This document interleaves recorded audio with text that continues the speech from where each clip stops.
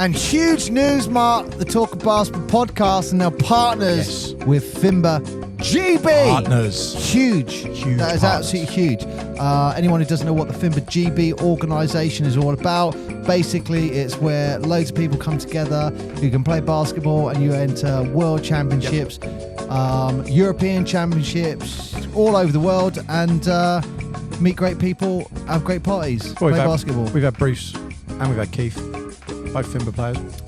Yeah, I mean, look. And Rodens. Well, yep. Yeah, so there's you know, it's a great experience if anyone plays basketball. And you know what, I was supposed to be there on Sunday, and I was organising meeting up with someone to go there on Sunday. This Sunday? Yeah. And I was saying it was in Birmingham, and he was like, no, it's in Brighton. I'm like, it's definitely in Birmingham. And he went, you're looking at September's date, Paul, which was in Birmingham. It's now October. And I was like, so there's no actual session this Sunday at all? He's like, no. It's like, cool, thank you. Just save me a 4.5 hour drive. Thanks for that. Yeah. So if you didn't know what FIMBA is, go to FIMBA-GB.com. And there's all the teams on there that you got. It's over 35s and above, isn't it? So it's 35, 40s, 45, 50, 55. Is it going every 5 years? Yeah, every 5 years goes all the way up to, I want to say 70s. Yeah. I think it's 65 plus 70, 65 for the women's, and it's plus 70s for the men's. So it is men and women's. And you know what I would say about FIMBA GB is you'll meet nice people. You'll be pushed by coaches. You'll push yourself to excel and improve your game. And you know what? You'll have an enriched experience at the tournaments. Well, the competition doesn't stop, does it? And I think that's the important thing. Like, okay, so you're 35 now. So what? Oh, you two all play basketball. LeBron's 39.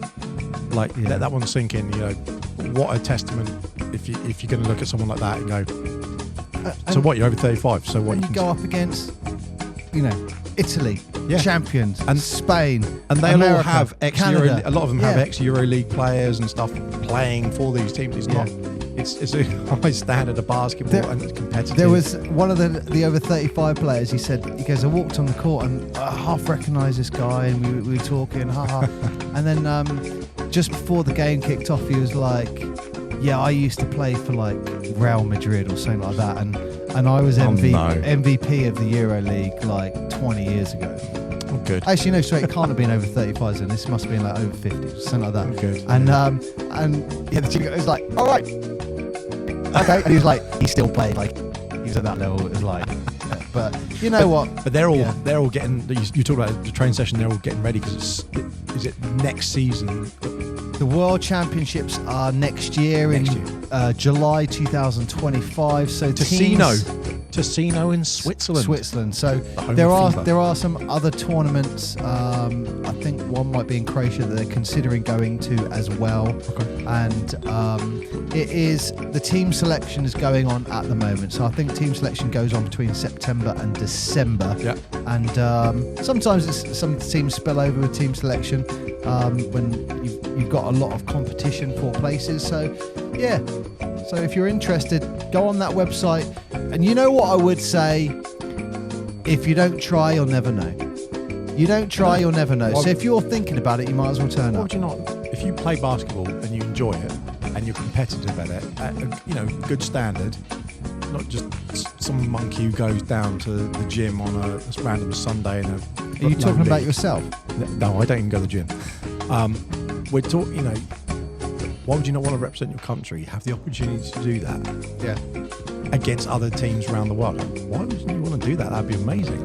And then, what an experience. Why would you not want to listen to the Talking Basketball podcast as you're travelling to get to your training sessions and your games? Maybe we should release some tracks for hype music to get people hyped up for the games. Well, what I would say is the people you will be coaching with and be playing with as well, they're all players who, some of them you'll be like, holy crap, that guy used to play in the BBL. Others are coaches in National League basketball currently. We had Dan Lloyd. Yes. So he plays for, I think, the over 55s or 60s.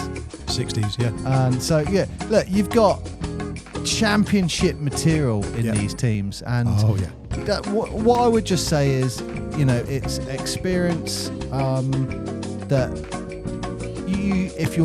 if you're even thinking about it, turn up. That's all I'd say. Yeah. And if you turn up and you're consistent, it puts you in good stead. Yeah.